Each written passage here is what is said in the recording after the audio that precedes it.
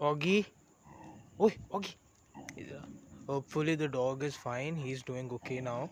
मैंने इसकी यहाँ पे हाइमेक्स वगैरह तो लगा दी थी। ऑगी कम हेयर, देखो देखो भाग। ऑगी इधर, ऑगी। अरे ये एक्चुअली मुझे रात को टाइम मिलता है, sorry I didn't reply to you. ये दिखाता हूँ मैं आपको, ये देखो इसकी ये चीज़ तो ये ऑलमोस्ट ठीक हो गई है।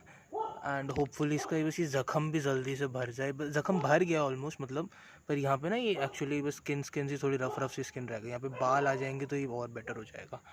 बाकी he is now fine and good, thanks to you Prerna, thanks for helping me. Oggy से हाई टू प्रेरणा।